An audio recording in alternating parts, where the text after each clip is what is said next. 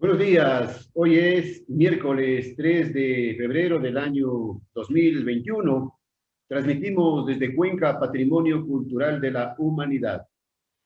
A esta hora estamos saludando y dando la más cordial bienvenida a Jaime Chuchuca, sociólogo, abogado, catedrático, escritor. Jaime, buenos días, gracias por aceptar la invitación.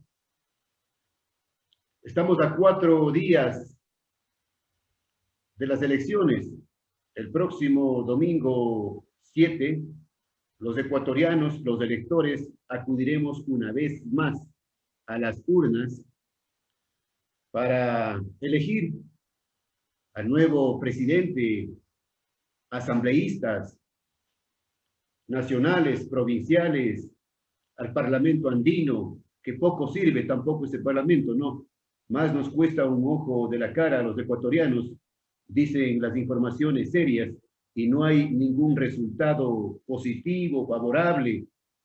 En fin, iniciemos preguntándole, Jaime, ¿cuál es su lectura sobre este nuevo proceso electoral que estamos viviendo los ecuatorianos? Adelante. Buenos días, Jaime. Un gusto participar de esta entrevista. Un saludo a usted y muchas gracias por la invitación, sabiendo que la tarea de la comunicación siempre es algo importante en realidad para la sociedad ecuatoriana, que no deje oculta la información, como en realidad eso es algo perjudicial para la sociedad. En estos momentos electorales, la comunicación hace parte también de la ley electoral. Y las elecciones en realidad lo que hacen es reestructurar las direccionalidades que tiene el Estado y por otra parte los cargos y los puestos de poder de los diferentes grupos de las élites que existen en el Ecuador. Élites tradicionales, oligarquías y nuevas élites también, porque el Estado es una construcción histórica en permanente cambio. Entonces, desde ese punto de vista, el Estado, al ser una construcción histórica, existen diferentes grupos sociales, élites y también en la sociedad existen diferentes rasgos históricos. Y algunos de esos rasgos históricos es que existe una élite tradicional dentro del Estado que está participando también en elecciones. Una élite del modelo neoliberal, una élite históricamente que recorta los derechos, flexibiliza los derechos laborales, y en realidad esta es parte de una de las élites que participa en las elecciones. Sabemos que son 16 binomios electorales. Sin embargo, de esos 16 binomios electorales, 12 se alinean a la centro derecha, es decir, 12 se alinean precisamente con este modelo neoliberal de antaño. Y nada más 4 llegan de cerca con la centro izquierda. Y 3 de esos ya han participado del gobierno del Correa y del gobierno de Moreno. Apenas uno es contradictor directo, como es del binomio Yacu Pérez con el movimiento Pachacuti. Y dentro de eso, si hacemos una anatomía electoral directa, sabemos que existen diferentes tendencias. Incluso, aparte de este discurso del neoliberalismo, existe otro factor histórico muy grande, que es la institucionalización o del estatismo, que han llamado algunos autores la tesis estatalista dentro del Estado. Pero yo veo que existe un tercer factor muy grande que a veces no se analiza, son los sucesos recientes del levantamiento de octubre del 2019. Y yo creo que ese escenario de octubre del 2019 configuró el proceso electoral actual, el que nosotros nos avecinamos y en el que estamos participando en estos días y vamos a votar el domingo 7 de febrero. De acuerdo a ese escenario electoral, se unieron determinadas fuerzas políticas en el ambiente político de nuestro país y se configuraron también las diferentes tendencias. Yo por lo menos evidencio 3 tendencias a pesar de que existen 16 candidaturas.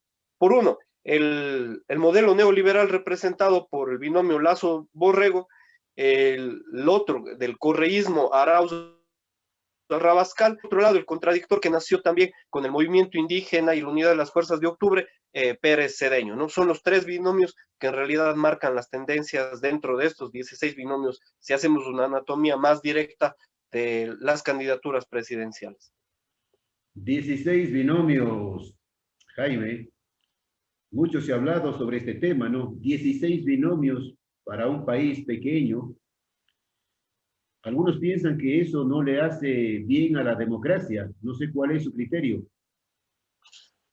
Yo creo que existe primero un fraccionamiento de estas distintas tendencias, porque si analizamos los fraccionamientos que existen de la derecha y la centro derecha en el Ecuador, le decía hace un momento, casi tenemos 12 binomios. Incluso el de Arauz Rabascal se ubicaría dentro de la centro derecha, porque el correísmo con la lista 5 que tienen, hicieron una alianza con Centro Democrático, que ellos se denominan a sí mismos como centro derecha. Jairala, que perteneció un momento al partido roldosista, luego al Partido Social Cristiano, luego hizo su propia lista, salió en alianza con Correa, con Alianza País, de momento lista 35, es decir, ellos también están en la centro derecha.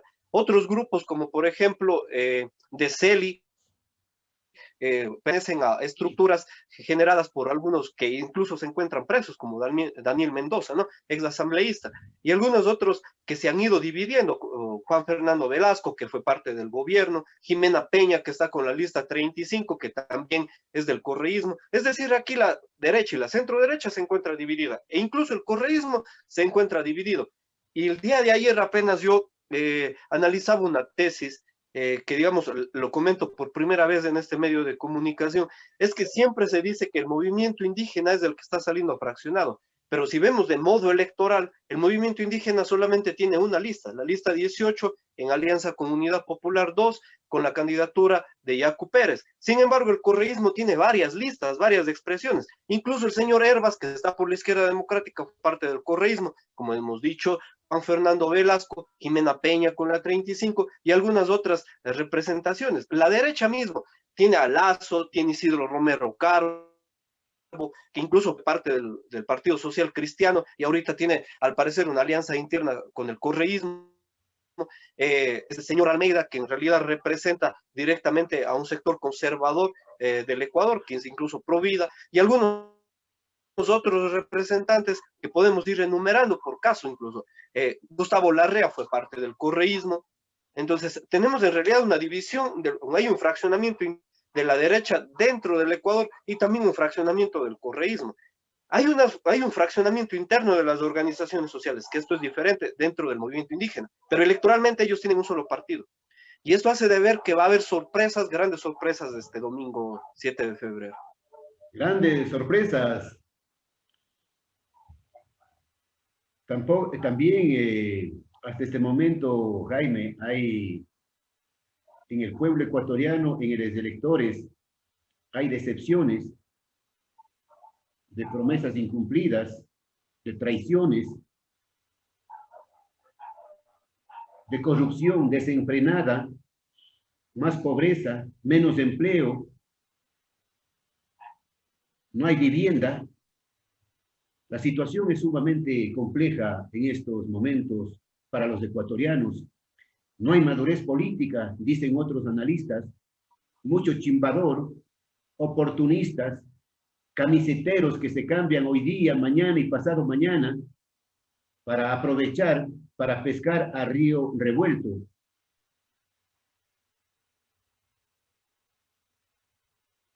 Ahora bien, estas son las condiciones en las que se encuentra el Ecuador, incluso pre-pandemia. Existe un escenario de alta crisis económica y de crisis social y política en el Ecuador. De crisis económica tenemos un Ecuador endeudado con casi 70.000 millones de dólares de deuda y cualquier gobierno que suba, con cualquier presidente, va a necesitar hacer nuevos recontratos y nuevos contratos de la deuda, porque sin dinero el Ecuador no se puede mover. Incluso esto que va a regalar el señor Lenín Moreno, que le ha llamado el seguro de desempleo, los $500, va a necesitar generar otro tramo más de deuda, o sea, una deuda de 70.000 millones de dólares, casi el 70% del Producto Interno Bruto del Ecuador. Y aparte hay grandes dolencias, como usted se refería. En el Ecuador ya en el 2019 hacían falta 4 millones de viviendas para las familias realmente existentes en el Ecuador. Hacen falta por lo menos 5 millones de empleos en el Ecuador. O sea, ni siquiera, que además era una propuesta populista del señor Guillermo Lasso ya en las elecciones del 2017, de generar 1.000.000 de empleos y que lo mismo dijo Lenín Moreno y así ganó la presidencia, pero hacen falta por lo menos 5 millones de empleos, 5 millones de empleos estables en el Ecuador. Solamente de ese modo podríamos nosotros reactivar la economía ecuatoriana. Ahora, ¿cómo se va a hacer una reactivación económica si la mayoría de las propuestas presidenciales simplemente hablan de flexibilización laboral? De estos 12 binomios de los cuales he hablado yo, 12 binomios que están diciendo que tenemos que recortar los derechos laborales, permitir a las empresas contratar con menos salarios. Algunos incluso dicen que hay que bajar el actual salario. Esas no son medidas anticrisis, en realidad son medidas que profundizan la crisis social. Y si vemos en el tramo social, de otro lado, educación, salud, y no solamente el tema del empleo, educación, salud, seguridad social, los derechos de género de las mujeres, de los grupos indígenas, de los grupos étnicos y de los pueblos negros en el Ecuador, no han sido tomados en cuenta a esta altura, incluso en la campaña electoral y tampoco en la prepandemia. Entonces, la propuesta del Ecuador en realidad tendría que ir hacia estos grupos sociales que en realidad son los mayoritarios, incluyendo los grandes grupos trabajadores.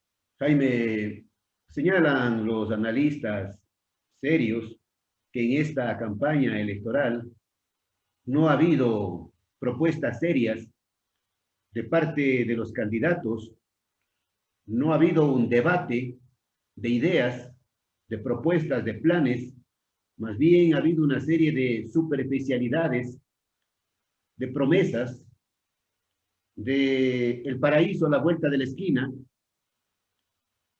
Entonces, vamos mal. Jaime, yo vengo de cerca analizando los procesos electorales, me parece que desde el año 2000, y nunca he visto yo propuestas completamente serias de los candidatos. Y en estos momentos, alrededor de unos 5 años, digo, estamos en una nueva estructura política y tenemos ya rasgos de la meme política y la TikTok política en esta última campaña electoral, y en realidad roza las propuestas con superficialidades y por otro lado incluso con ridiculeces de todos los candidatos. Aquí yo no excluyo a ningún candidato. Sin embargo, aquí hay factores también de burla, de sarcasmo, de crítico, etcétera, que son parte de la política, son parte del poder, son parte de la estructura del poder.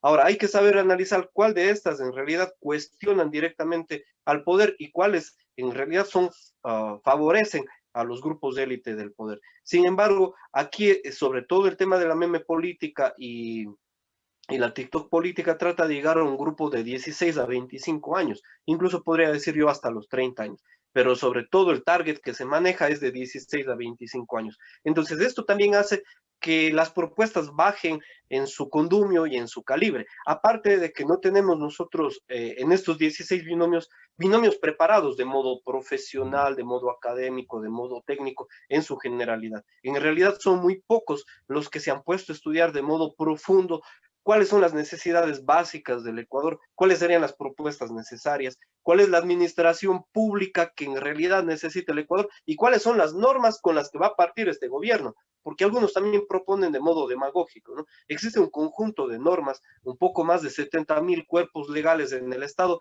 con los cuales ya se tiene que empezar a trabajar en el momento del gobierno, y esos van a ser imposibles cambiar en 1 o 2 años, porque se necesita primero, segundo debate, la promulgación de las leyes, etcétera, ¿no? Incluso algunas hasta consultas populares y debates internos en las asambleas. Entonces, no es fácil cambiar esta situación actual, legal, normativa, institucional en el Ecuador. Y hay que tener conciencia de que ninguno de los binomios va a lograr hacer esos cambios de la noche a la mañana. La mayoría de candidatos a la presidencia, la mayoría, han jugado un papel pobre en la campaña, pobrísimo, haciendo de chimbadores, con una nula presencia ante los electores, ante los medios de comunicación. Entonces, ¿para qué se meten si no tienen idea de lo que es el manejo público? Ahora, también existe algunos objetivos e intereses económicos de por medio, Jaime, porque el ser candidato, ya sea asambleísta, parlamentario andino o a presidente de la República, a través de un partido que está con registro electoral en el Consejo Nacional Electoral, permite acceder a un rubro del financiamiento del Estado. Y esto hace publicitar la figura de cada una de las personas que son candidatos, ya sea presidente, vicepresidente o asambleístas. Entonces, ellos también entran con este objetivo. No entran solamente a ganar, entran a promocionar su figura pública a través de la comercialización y del marketing político electoral que se puede ejecutar en estos días a través de los montos electorales. Esa es una parte. Y por otra, que ya se han analizado en algunos estudios, que incluso se crean empresas de publicidad para aprovechar los ingresos del Consejo Nacional Electoral y a través de ellos canalizar y desviar, digamos, algunas de estas empresas de publicidad, que no será mucho dinero, pero igual sí para captar. Entonces, Igual hay varias terminan, necesidades económicas y políticas. igual terminan beneficiándose de alguna manera, ¿no? Sí, sí, en realidad. Y digamos, esto es una conducta y un comportamiento permanente de los políticos. Al momento de hacer campaña, como hay algo que evidenciar algunos de estas candidaturas, y al momento también de que ingresan en el Estado, ¿no? Que son las diferentes formas de contratación públicas que se hacen dentro del Estado. ¿Qué criterio le merece el papel del Consejo Nacional Electoral, de los consejeros en este proceso? Pues sostienen que el código de la democracia le han hecho trapo sucio. Pues el Consejo Nacional Electoral ha cumplido dos papeles, sin referirme solamente a los integrantes, sin embargo cumple dos papeles. Primero, hacer caso de las orientaciones y de los objetivos políticos de los gobiernos de turno. Y en segundo lugar, hacer caso a los pactos y las voluntades políticas de las alianzas que tienen los gobiernos de turno. Y este Consejo Nacional Electoral actual, comandado por Atamaín y consortes, no, en realidad no ha cambiado estos dos rumbos. Ellos están haciendo eso, primero, a los objetivos que tiene el gobierno de Lenín Moreno, que a propósito está apoyando la candidatura directamente de Guillermo Lasso y tiene una candidatura de respaldo o de segunda instancia, que es de la de Juan Fernando Velasco, y una tercera, que es la de Jimena Peña, ¿no? Está fraccionado en tres. Sin embargo, estos son los objetivos de Lenín Moreno. Él quiere tener, en realidad, impunidad después de todas las atrocidades que ha hecho en estos 4 años. Y por otro lado, el pacto en el cual se encuentran los socialcristianos, y creo que ellos tienen sus miembros en el Consejo Electoral Nacional y en cada una de las provincias, en cada una de las sedes provinciales. Estos son los dos objetivos que han venido cumpliendo en estos años y sabemos incluso que la tecnología del Consejo Nacional Electoral no ha sido cambiada respecto a las elecciones del 2017. Entonces, pueden suceder muchas cosas similares a las del 2017 en cuanto al conteo y en cuanto incluso a la distribución de la votación. No solamente por las fórmulas electorales, sino por el tema tecnológico, ¿no? Que no se ha cambiado en estos periodos. Claro, hay que esperar que no haya sorpresas el día de las elecciones con el manejo tecnológico, ¿no? Que no se apaguen, que no se vaya la energía eléctrica, que, en fin, tantas cosas que pueden suceder. Pero Jaime, también se habla en los últimos días sobre el tema de los aportes a la campaña del candidato Arauz de los correístas de parte del Ejército de Liberación Nacional, un tema que no es nuevo en nuestro país. Yo creo que este último factor es más para hacerle una contracampaña. Posiblemente proviene de la estructura de Lasso y de Moreno, porque en realidad el aporte que se dice que han dado es de 80.000 80 mil dólares. dólares. Y en campaña electoral, nosotros, Jaime, conocemos que eso en realidad es una lágrima, porque ellos deben venir gastando unos 3 millones de dólares en esta campaña electoral. Y además que el correísmo tiene mucha fuerza alrededor de grupos empresariales, de grupos burgueses que tienen bastante dinero, tienen empresas de publicidad, empresas de comunicación. Y además recordemos que ellos tuvieron más de 10 años en el poder y algunos dicen que hay una evasión de dólares a través de la corrupción de 70.000 millones de dólares, aparte de que existen apoyos internacionales de otros grupos, de gobiernos directamente como el gobierno de Argentina, el gobierno de Bolivia, recientemente electo, el de Venezuela, etcétera. Es decir, en realidad es una noticia mínima respecto a los aportes económicos que tiene el correísmo, de modo real, de modo pragmático, de modo político. Ellos tienen muchos más ingresos que que este del Ejército de Liberación Nacional. Y sabiendo un poco la realidad de Colombia y de las guerrillas, yo creo que no hay tal aporte, porque en realidad se encuentra en un proceso de desestructuración las guerrillas en Colombia y tienen grandes problemas económicos. Ahora, tanto el Tribunal Contencioso Electoral como el Consejo Nacional Electoral no gozan de la confianza de los ecuatorianos. Ni el Consejo Nacional Electoral, ni algunas otras de las funciones del Estado. Recordemos que la credibilidad de Moreno está dentro del rango del error técnico, ¿no? Tendríamos entre un 2 o 4% que en realidad le creen al señor presidente Lenín Moreno. Él decía, por ejemplo, que para este periodo 2020 a mediados de año se vacunaría la mitad de la población. Yo no sé cómo van a hacer, pero tienen apenas 4.000 vacunas compradas y dosis compradas y que fueron aplicadas a administrativos, a familiares, etcétera. Hace ratito me llegó un tuit que decía, la tercera parte de la población en Israel ha acabado de ser vacunada. Nosotros podremos lograr este tipo de objetivos económicos, políticos, o solamente nos dedicamos al populismo también electoral, porque es parte de la estructura central del Estado. Entonces, aquí estos compromisos que tienen las diferentes funciones del Estado no están cumpliendo sus objetivos, menos aún en pandemia. Bien, Jaime, le hago una última consulta para conocer cuál es su criterio. Es sobre la quinta papeleta que nos entregarán el día domingo a los cuencanos sobre el tema de la consulta, el agua o la minería, la vida o la contaminación. Queremos conocer cuál es su postura sobre este tema. Yo creo que este de aquí es un problema trascendente, no solamente para Cuenca, sino para el Ecuador y la región latinoamericana, porque se estaría prohibiendo la extracción y la explotación de los materiales mineros metálicos en las zonas de recarga hídricas de 5 ríos. Así que son 5 preguntas. De acuerdo a la delimitación técnica que haga etapa en cada uno de estos lugares, tanto en las áreas como superficie, y por otro lado, de acuerdo a las delimitaciones técnicas de las zonas de recarga hídrica, a los cuales también los grupos sociales deben estar atentos, porque esta es una observación que hay que llevarla de modo técnico, pero a veces también las observaciones de la superficie de modo técnico traspasan a lo político. Luego incluso de aprobar la consulta, todos vamos a votar sí, obviamente para defender las aguas y los derechos de la naturaleza. Sin embargo, yo pongo algo que puede suceder en el campo político. ¿Qué pasa si etapa reduce la superficie de la zona de recarga hídrica y de la no explotación en algunos de estos lugares?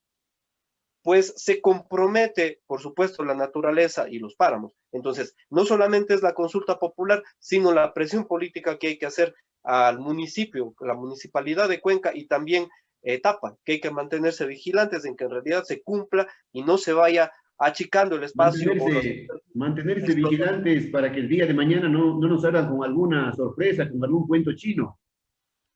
Además que de esta consulta popular, algunos de los grupos sociales se han manifestado, dirigentes y líderes ecologistas, que deberíamos extender estas consultas populares a los otros municipios y por supuesto también a otros lugares, que son el páramo es uno de los lugares únicos de la región andina, no existe en otra parte del planeta, y someter a destrucción para tener, como dicen los campesinos, pan para hoy, hambre para mañana a través de la minería, no es dable en una ciudad que está rodeada por el Cajas y en algún momento existían más de 400 lagunas, ahorita 200 lagunas en el Cajas, y por sus ríos hermosos que además están siendo contaminados por otras actividades productivas.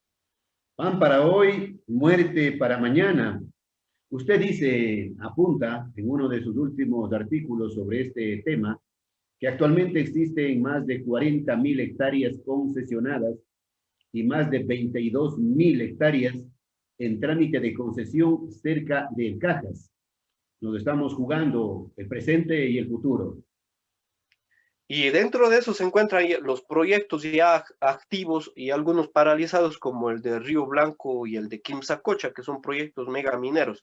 Y aquí hay varias contradicciones y desigualdades. Recordemos, por ejemplo, en Molleturo, ellos viven en las faldas de los páramos del Cajas, pero muchas de las comunidades comunidades de las 74 comunidades de Moyoturo no tienen agua potable. Vea esa contradicción. Los lugares donde hay captación de agua potable para la ciudad de Cuenca, que vive a varios kilómetros de distancia, tenemos agua potable. Pero las comunidades que viven alrededor de los páramos de Cajas no tienen agua potable. Y sin embargo, ellos están defendiendo el agua y estos recursos que vienen para las ciudades y para sus comunidades.